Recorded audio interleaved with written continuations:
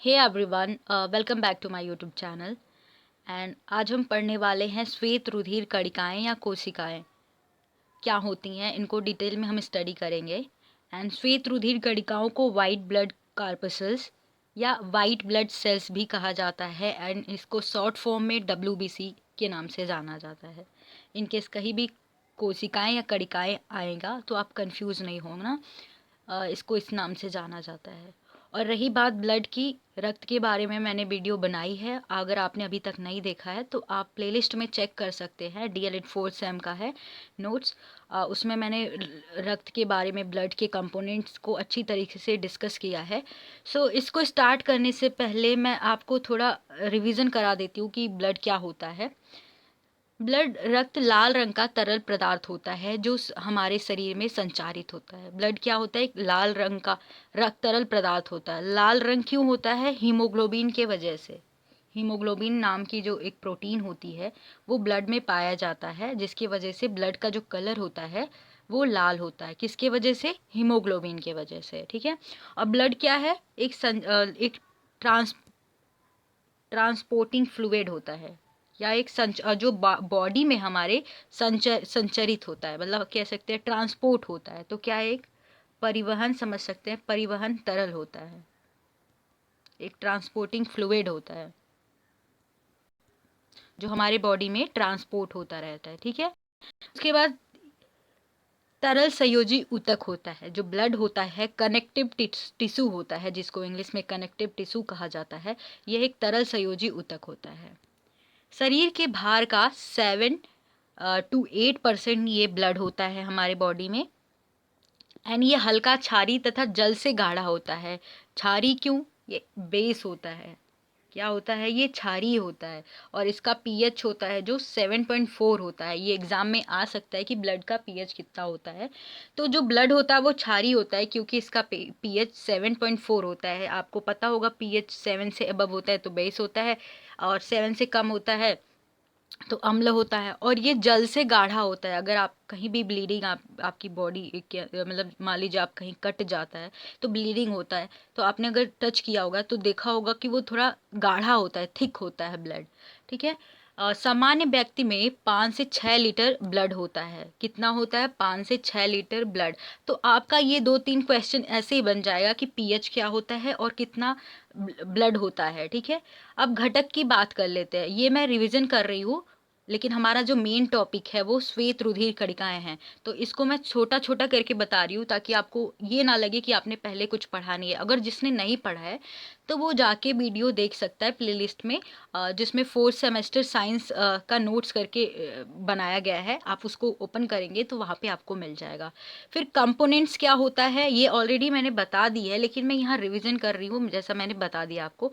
तो ब्लड के 2 कंपोनेंट होते हैं। फर्स्ट होता है प्लाज्मा, दूसरा होता है रुधिर कणिकाएं या रुधिर कोशिकाएं जो होती हैं। ठीक है। ये रुधिर कणिकाएं होती है, कार्पसल्स जिसे कहा जाता है, ब्लड कार्पसल्स होती हैं। सो प्लाज्मा के बारे में हम देख लेते हैं। प्लाज्मा क्या होता है? हल्का पीला क्षारीय व पारदर्शी द्रव्य होता है। ठीक है।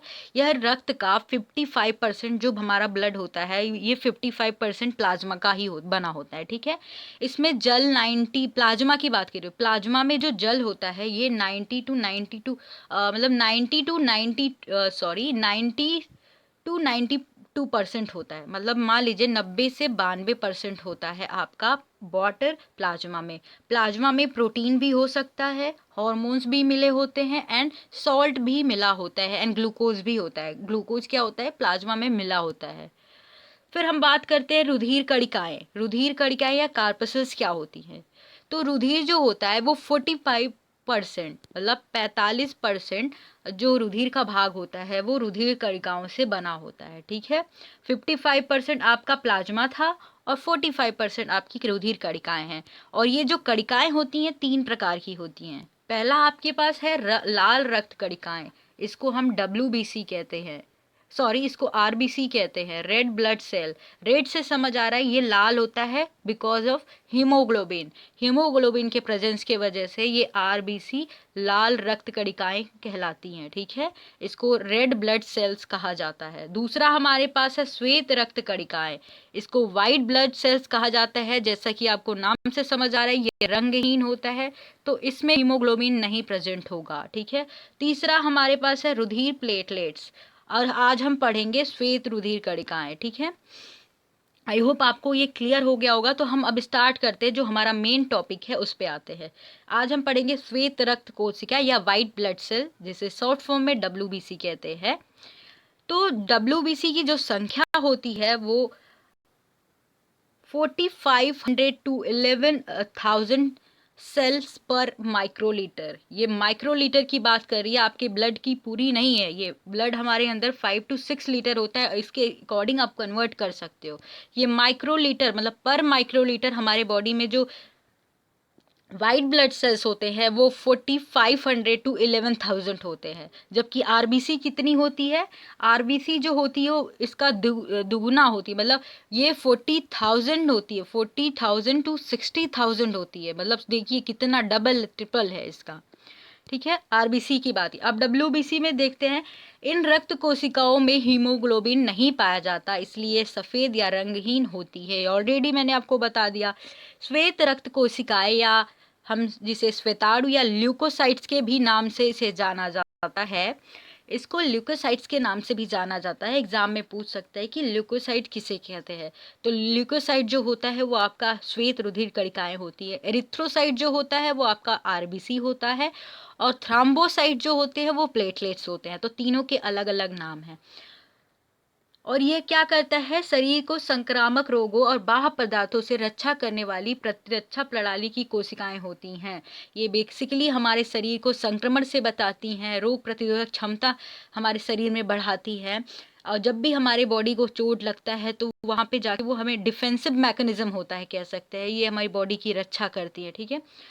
जबकि वायरस बैक्टीरिया हमारी बॉडी में एंटर करता है तो ये एक्टिव हो जाती हैं, उनसे लड़ती हैं, फाइट करती है, ठीक है। इन कोशिकाओं का जीवन काल कुछ दिन या कुछ वर्षों के लिए, मतलब ये 5 to 4 डेज होता है नॉर्मल इनका लाइफ स्पेन जो होता है। ये लाल रक्त कोशिकाओं से बड़ी होती हैं, किंतु संख्या में कम, अनियमित आकार एवं केंद्रक युक्त होती हैं। ये लाल रक्त जो आरबीसी है उनसे बड़ी होती हैं, और इसमें क्या होता है, न्यूक्लियस पाया जाता है, केंद्रक प्रेजेंट होता है। जबकि आपका आरबीसी में न्यूक्लियस नहीं होता, डब्ल्यूबीसी में आपका केंद्रक उपस्थित होता है, ठीक है। उसके बाद हम बात कर लेते हैं वाइट ब्लड सेल्स कितने प्रकार की होती हैं। श्वेत रुधिर कणिकाएं ल्यूकोसाइट्स के नाम से जाना जाता है, ये मैंने बताया आपको। तो कणिकाओं के आधार पर यह मुख्यतः दो प्रकार की होती हैं। ल्यूकोसाइट जो होता है वो दो प्रकार की होती हैं। पहला आपका होगा एग्रेनुलोसाइट्स। क्या होता है, नाम थोड़ा डिफिकल्ट होगा आपको याद करने के लिए, लेकिन आपको याद करना पड़ेगा। तो ये है एग्रेनुलोसाइट्स आपके पास। दूसरा है ग्रेनुलोसाइट। बस एक नाम याद कर लीजिए, आप एक के आगे ए लगा दोगे तो आपको वैसे ही समझ आएगा। बस ग्रेनुलोसाइट्स, ए ग्रेनुलोसाइट्स। क्या है, ग्रेनुलोसाइट्स, ए ग्रेनुलोसाइट्स। दो प्रकार की होती हैं, ठीक है। अगर आप ग्राफ के थ्रू समझना चाहते हैं, ये चार्ट जो है इससे समझ सकते हैं। आप ऐसे बना दोगे, एग्जाम में अगर टाइम नहीं रहता है लिखने के लिए, अगर 1-2 नंबर का आता है तो ज़्यादा आप ये प्रेफर करना है कि आप ये बना दो, चार्ट बना दोगे तो आपको नंबर मिल जाएगा, क्योंकि डिटेल में लिखने का टाइम नहीं होता अगर कम टाइम है आपके पास तो ल्यूकोसाइट श्वेत रुधिर कोशिकाएं या कणिकाएं डब्ल्यूबीसी के प्रकार है। पहला है ग्रेनुलोसाइट्स, हिंदी इंग्लिश दोनों लिखिए आपके लिए कि आपको दोनों समझ आ जाए। दूसरा है ए ग्रेनुलोसाइट्स। देखिए बस ए का डिफरेंस है, बाकी कुछ डिफरेंस नहीं। आप एक के आगे ए लगा देंगे तो ये ग्रेनुलोसाइट ए ग्रेनुलोसाइट्स बन जाएगा, ठीक है। तो दो प्रकार की होती है। फिर ग्रेनुलोसाइट्स जो होती है ये 3 प्रकार की होती है। ग्रेनुलोसाइट्स कितने प्रकार की होती है, 3 प्रकार की। पहला है स्नोफिल। क्या होता है, स्नोफिल। दूसरा आपके पास बेसोफिल है। तीसरा आपके पास न्यूट्रोफिल होता है। क्या होता है, न्यूट्रोफिल। ये तीसरा आपके पास ये न्यूट्रोफिल हो गया, ये तीसरा आपके पास न्यूट्रोफिल हो गया। तो ग्रेनुलोसाइट्स आपकी 3 प्रकार की होती है, ठीक है। फिर आपका आ जाता है ए ग्रेनुलोसाइट्स। ए ग्रेनुलोसाइट्स 2 प्रकार की होती हैं, मोनोसाइट्स, लिम्फोसाइट्स। अब हम इनको डिटेल में स्टडी करेंगे, बस आप ये चार्ट एक बार देख लो, आपके माइंड में ये सेट हो जाएगा कैसे है, ठीक है। तो ग्रैनुलोसाइट्स आपकी 3 प्रकार की होती हैं, एक ग्रैनुलोसाइट्स आपकी 2 प्रकार की होती हैं, ठीक है। अगला देखते हैं। अब यही चीज़ अगर लिखना है, किस तरीके से लिखना है, तो आप इसको पढ़ेंगे। ग्रैनुलोसाइट्स मैंने बताया ये 3 प्रकार की होती है। फर्स्ट आपको बताया मैंने न्यूट्रोफिल्स, इस्नोफिल्स और बेसोफिल, ठीक है। ए ग्रैनुलोसाइट्स मैंने आपको बताया 2 प्रकार की होती हैं, लिम्फोसाइट्स, मोनोसाइट्स। आपको नाम याद करना पड़ेगा, थोड़ा डिफिकल्ट है बट याद करना ही पड़ेगा। अब इसको हम डिटेल में पढ़ते हैं। फर्स्ट हम ग्रैनुलोसाइट्स में फर्स्ट जो टाइप मैंने बताया आपको, न्यूट्रोफिल्स का डिटेल में स्टडी करेंगे। तो यह गोल कोशिकाएं हैं। ये जो कोशिकाएं होती हैं ये गोल होती हैं, जो संख्या में सर्वाधिक 60 to 70% होती हैं। ये पूरी जो आपका श्वेत रुधिर कणिकाएं हैं उनका 60 to 70% आपकी ये न्यूट्रोफिल्स ही होती है, ठीक है। ये आप देख रहे हो, ये स्ट्रक्चर है सेल का, ये गोल दिख रहा है, गोल शेप की होती है, ठीक है। फिर आपका है कार्य की दृष्टि से बहुत महत्वपूर्ण होती है, क्योंकि यह बैक्टीरिया तथा अन्य पदार्थों का भक्षण करती हैं, अतः इन्हें नष्ट करके शरीर की रक्षा करते हैं। इसे मैक्रोफेज भी कहते हैं, ठीक है। इनका बेसिकली काम क्या होता है, ये ज़्यादा संख्या में पाई जाती हैं और इनका बहुत ही इम्पोर्टेंट काम होता है। ये जो पैथोजेंस होती हैं, बैक्टीरिया वगैरह, वायरस, ये बॉडी के जब अंदर एंटर करता है तो उनको नष्ट कर देती है, उनका भक्षण कर लेती है, उनको खा जाती है, उनको मार देती है। तो इसीलिए इनको मैक्रोफेज कहा जाता है। मैक्रोफेज क्या होता है, एक तरह का ये प्रोसेस होता है जिसमें वो कोई भी किसी वायरस का, पैथोजेंस का भक्षण करता है। तो मैक्रोफेज जो होते हैं वो पैथोजेंस का भक्षण करते हैं, इसलिए इसको मैक्रोफेज की संज्ञा दी गई है, ठीक है। और इनका जीवन काल 10 से 12 घंटे ही होता है, ठीक है, क्योंकि ये डिफेंसिव होती हैं तो इनका जीवन काल बहुत कम होता है, जबकि आरबीसी वगैरह का बहुत होता है, 120 डेज होता है, ठीक है। इनका केंद्रक बहुरूपी, या हम कह सकते हैं 3 to लोब्स होते हैं, 3 to 5 लोब्स होते हैं। इनका केंद्रक बहुरूपी का मतलब क्या, ये आपको स्ट्रक्चर दिख रहा है, ठीक है। ये गोलकार, ये सेल है, आपकी गोल कोशिका है, ठीक है। गोल कोशिका के अंदर ये जो पिंक पिंक आपको दिख रहा है ये सब साइटोप्लाज्म है, जिसे कोशिका द्रव्य कहा जाता है। क्या कहा जाता है इसको, कोशिका द्रव्य। आप अच्छे से समझिए, आपको रटना नहीं है, इसको कोशिका द्रव्य कहा जाता है, ये जो पिंक पिंक वाला मैटर है, ठीक है। अब ये जो आपको स्ट्रक्चर दिख रहा है ये आपका न्यूक्लियस है, जिसे केंद्रक कहा जाता है, इसीलिए इसके केंद्रक को बोला गया है बहुरूपी, यानी जिसमें 3 से 5 लोब होते हैं। ये गोल गोल सा आपको दिख रहा है ये लोब, ठीक है। ये जो लोब दिख रहा है आपको 3, 1, 2, 3, तो 3 से 5 लोब होते हैं, जिसमें वो आपका न्यूट्रोफिल्स होता है, इसलिए इसके केंद्र को बहुरूपी कहा जाता है, ठीक है। आई होप आपको ये पॉइंट क्लियर हो गया होगा। उसके बाद रक्त में न्यूट्रोफिल की कमी से न्यूट्रोपीनिया होती है। जब ब्लड में न्यूट्रोफिल कमी हो जाती है तो न्यूट्रोपीनिया डिजीज होता है। ये भी क्वेश्चन एग्जाम में आ सकता है। और फिर न्यूट्रोपीनिया सफ़ेद रक्त कोशिकाओं की कमी का एक, ल्यूकोपीनिया का एक प्रकार होता है, ठीक है।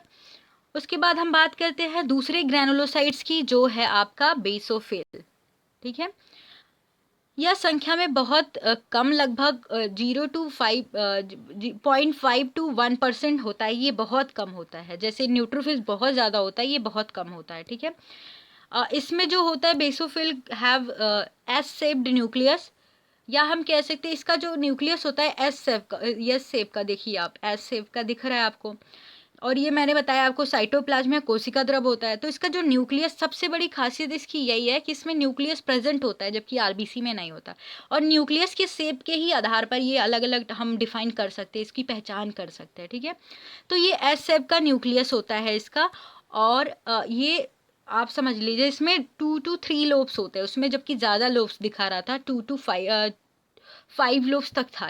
इसमें 2 से 3 लोब होते हैं। ये जो आपके गोल गोल से स्ट्रक्चर, ये लोब है, ये न्यूक्लियस पूरा है, ये स्ट्रक्चर है इसका, ठीक है। और बेसोफिल का जीवन काल 8 से 12 घंटे होता है। बेसोफिल्स क्या होता है, एलर्जी से संबंधित सूजन की समस्याओं से शरीर की सुरक्षित रखने में मदद करता है। जो भी एलर्जिक रिएक्शंस होते हैं, इन्फ्लेमेशन होता है या सूजन होता है, उससे हमारी बचाव करता है। जब किसी व्यक्ति में रक्त में बेसोफिल्स की कमी हो आ जाती है तो इस स्थिति को बेसोपीनिया कहते हैं। जब समझ लीजिए आप ईनिया शब्द जुड़ रहा है, जैसे उसमें न्यूट्रोफिलिया यहाँ पे था, न्यूट्रोपीनिया था जब कमी हो गई थी। इसमें भी देखिए आप बस ये ट्रिक लगा सकते हो आप कि जब कमी हो जा रही है तो आप उसको पीनिया शब्द ईनिया शब्द जोड़ के आप लगा सकते हो। तो इसमें जब बेसोफिल की कमी हो जाती है तो आपको बेसोपीनिया हो जाता है। और जब रक्त में बेसोफिल असामान्य रूप से उच्च हो जाता है, जब ज़्यादा हो जाता है, तब की कंडीशन क्या होती है, आपको बेसोफीलिया हो जाता है। क्या होती है? बेसोफीलिया, जब ज़्यादा हो जाता है। आई होप आपको ये पॉइंट क्लियर हो गया होगा। चलते हैं नेक्स्ट पे। ग्रैनुलोसाइट्स क्या होती है? ये भी मतलब ग्रैनुलोसाइट्स की तीसरी ये टाइप है इस्नोफिल। क्या नाम है इसका? इस्नोफिल। ये तीसरी टाइप है ग्रैनुलोसाइट्स की। इसे एसिडोफिल्स भी कहा जाता है। क्यों कहा जाता है? अभी मैं आपको बताती हूँ। इसको एसिडोफिल्स भी कहा जाता है। यह कुल श्वेत अणुओं का जो WBC है उसका 2 to 3% होता है, मतलब 2 से 3% होता है, जबकि आपका बेसोफिल बहुत कम था, ये जबकि बेसोफिल से ज़्यादा है। तो आपका ये 2 से 3% होता है। और न्यूक्लियस हैज़ 3 to 3 लोब्स, मतलब 2 से 3 लोब होता है न्यूक्लियस की। यहाँ पे आप देख सकते हैं इसकी न्यूक्लियस में 2 लोब ही है, जबकि उसमें 3 to 5 था, 2 से 3 था, जबकि 3 थे उसमें। इसमें न्यूक्लियस के 2 लोब होते हैं, ठीक है, 2 से 3 लोब होते हैं। एंड ये शरीर की प्रतिरक्षण, एलर्जी तथा हाइपर सेंसिटिविटी का कार्य करते हैं। स्नोफिल्स परजीवी या पैरासाइट से लड़ने की शरीर की मदद करता है। मतलब जो भी पैरासाइट्स होते हैं, पैरासाइट्स वायरस हो सकते हैं, बैक्टीरिया आपकी बॉडी में जब एंटर करता है तो ये लड़ते हैं उनसे, ठीक है। रक्त में स्नोफिल्स के समान स्तर की कमी को स्नोपीनिया कहते हैं। जैसे मैंने आपको ट्रिक बताई थी, इसमें भी स्नोपीनिया हो जाता है जब कमी हो जाती है स्नोफिल्स की। और परजीवी संक्रमण पर इनकी संख्या बढ़ जाती है तो इसे स्नोफीलिया कहते हैं। मतलब इसमें फीलिया जुड़ जाएगा जब ज़्यादा हो जाएगा। जैसे उसमें बेसोफीलिया था, कम हो जाता था तो बेसोपीनिया था। इसमें क्या हो जाएगा, जब ज़्यादा हो जाएगा तो स्नोफीलिया हो जाएगा, कम रहेगा तो स्नोपीनिया हो जाएगा। ये बहुत अच्छी ट्रिक है, आप इससे समझ सकते हो। फिर परजीवी संक्रमण पर इनकी संख्या बढ़ जाती है तो इसे स्नोफीलिया कहते हैं। और इनका जीवन काल अलग अलग जीवों में अलग अलग होता है। अभी इसका रिसर्च चल रहा है कि इनका एक्चुअल में टाइम स्पेन कितना, लाइफ स्पेन कितना होता है, अभी पता नहीं है, अलग अलग होता है। नेक्स्ट हम दूसरा टाइप पढ़ते हैं WBC का, जो कि है एग्रेनुलोसाइट, जिसमें ए लगा के आप बना सकते हो। तो इसमें हम 2 प्रकार के होते हैं, ये 2 टाइप्स के होते हैं। फर्स्ट आपका है मोनोसाइट्स। क्या है? मोनोसाइट्स। तो यह आकार में बहुत बड़ी कोशिकाएं हैं। इनका व्यास 12 से 15 माइक्रोमीटर का होता है। जो इनका ये आकार है ये 15 माइक्रोमीटर का होता है। ये ही कोशिका का आकार होता है, ठीक है, जो कि गोल है। इसका केंद्रक जो न्यूक्लियस है तथा अंडाकार या किडनी शेप का होता है। जो इसका न्यूक्लियस होता है ये अंडाकार, अंडा आपने देखा होगा ओवल ऐसे होता है, ठीक है। ये उसी तरीके से हो सकता है या किडनी के शेप्ड, ऐसे बीन्स आपने देखी होगी ऐसे होता है, ठीक है। सी शेप्ड देखा है, ऐसे बीन्स, अगर बीन्स खाए हैं आपने देखा होगा, किडनी भी बीन्स के शेप की होती है, बीन शेप्ड। तो ये ओवल और किडनी शेप की होती है, याद कर लो आप।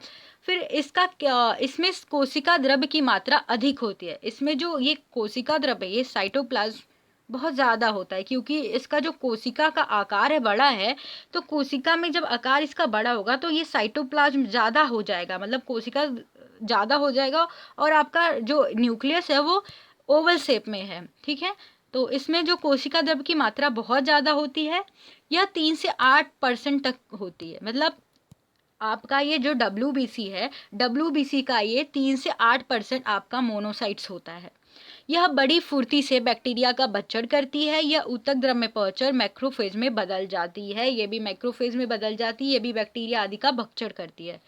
रक्त में मोनोसाइट्स के सामान्य स्तर में कमी उत्पन्न होने वाले रोग को मोनोसाइटोपीनिया कहते हैं। क्या कहते हैं? मोनोसाइटोपीनिया, जब ब्लड में इसकी कमी हो जाएगी। उसके बाद हम बात करते हैं जब ब्लड में मोनोसाइट्स की संख्या ज़्यादा हो जाती है तो इस कंडीशन को हम मोनोसाइटोसिस कहा जाता है, इस कंडीशन को। और जब ब्लड में मोनोसाइट्स की संख्या कम होती थी तो इस कंडीशन को हम मोनोसाइटोपीनिया कहते हैं। क्योंकि पीनिया से आपको समझ आ रहा है जब ब्लड में इसकी कमी होगी, और मोनोसाइटोसिस तब होगा जब ब्लड में इसकी संख्या ज़्यादा हो जाएगी। उसके बाद हम सेकेंड टाइप्स देखते हैं जो कि है ए ग्रैनुलोसाइट्स, और इसमें हम देखेंगे लिम्फोसाइट्स। तो लिम्फोसाइट्स क्या होता है, ये आकार में बहुत छोटा होता है, मतलब ये सबसे छोटी रुधिर कणिकाएं होती हैं जो कि जिनका व्यास 6 से 16 माइक्रोन होता है, मतलब 6 से 16 माइक्रोन होता है। जबकि मोनोसाइट्स में हमने देखा था कि जो उसकी साइज़ थी वो बड़ी थी, जबकि लिम्फोसाइट की है साइज़ छोटी है एज़ कम्पेयर टू मोनोसाइट्स। इसमें जो डायामीटर है इसका 6 से 16 माइक्रोन है, मतलब 6 टू 16 माइक्रोन। ओके, उसके बाद इसका जो केंद्रक होता है, मान लीजिए न्यूक्लियस जो है वो गोल होता है, किंतु एक ओर से पिचका सा होता है। जो इसका न्यूक्लियस होता है, ये जो आपको ये वायलेट कलर का दिख रहा है, ये इसका न्यूक्लियस होता है, केंद्रक होता है, जो कि मैंने बताया इसमें गोल होता है, गोल शेप में होता है, गोलाकार होता है, और जो कि एक तरफ से पिचका सा है, ये आपको दिख रहा है, ये पिचका हुआ है एक तरफ से, और इसका जो न्यूक्लियस होता है गोलाकार होता है। आई होप आपको ये पॉइंट्स क्लियर हो गया होगा। सो नेक्स्ट बात करते हैं कि ये कितना प्रेजेंट होता है डब्ल्यूबीसी में। आपका जो डब्ल्यूबीसी है इसका 20 से 40% होता है कुल डब्ल्यूबीसी का, और इनका लाइफ स्पेन जो होता है ये 4 से 5 दिन का होता है। यह शरीर की प्रतिरक्षा क्रियाओं के लिए प्रतिरक्षी प्रोटीन तथा एंटीबॉडी का निर्माण करती है। जो भी एंटीबॉडी बनाती है आपकी बॉडी को लड़ने के लिए, कोई भी फॉरेन मैटर आपकी बॉडी के अंदर जाता है, वायरस बैक्टीरिया से लड़ती है। रक्त में लिम्फोसाइट्स की कमी के कारण उत्पन्न होने वाले रोग को लिम्फोसाइटोपीनिया कहते हैं। पीनिया से समझ आ रहा है आपको कि जब लिम्फोसाइट की कमी हो जाएगी तो वो लिम्फोसाइटोपीनिया कहा जाएगा। और ये जो कि ल्यूकोपीनिया का एक सामान्य प्रकार होता है, जो ल्यूकोपीनिया होता है उसका एक सामान्य प्रकार होता है। ल्यूकोपीनिया भी एक श्वेत रुधिर मतलब श्वेत रक्त कणिका की कमी के कारण होने वाला डिजीज है। फिर हम बात करते हैं रक्त कोशिका के, श्वेत रक्त कोशिका के कार्य क्या होते हैं। ये आपका लास्ट पॉइंट है, ये जल्दी से मैं आपको बता देती हूँ, आप क्लियर हो जाएगा। श्वेत रक्त कोशिकाएं शरीर को संक्रामक से बचाती है, मतलब आपकी बॉडी में कहीं भी इन्फेक्शन होता है, कट जाता है, या कोई भी बैक्टीरिया वायरस आपकी बॉडी के अंदर जाता है तो आपको उनसे बचाती हैं। सफ़ेद रक्त कोशिकाएं जिन्हें ल्यूकोसाइट्स भी कहा जाता है, शरीर में रोगजनक पैथोजेंस, क्षतिग्रस्त कोशिकाओं, कैंसर कोशिकाएं और फॉरेन मैटर की पहचान करने, नष्ट करने, उन्हें शरीर से हटाने का कार्य करती हैं। ये ओवरऑल कार्य था। एंड हम कह सकते हैं ये डिफेंसिव मैकेनिज्म होता है इनका, मतलब बॉडी की रक्षा करना होता है, चाहे वो वायरस हो, बैक्टीरिया हो, या कहीं कट जाता है वहाँ पे ये आपकी रिपेयरिंग का काम करती हैं। अगर कहीं कट जाता है तो ये डिफेंसिव मैकेनिज्म का काम करती है, हम कह सकते हैं। एंड आई होप आपको ये सारे पॉइंट्स क्लियर हो गए हो, एंड वीडियो अच्छी लगी होगी तो लाइक करना, शेयर करना, सब्सक्राइब करना नहीं भूलना। Thank you.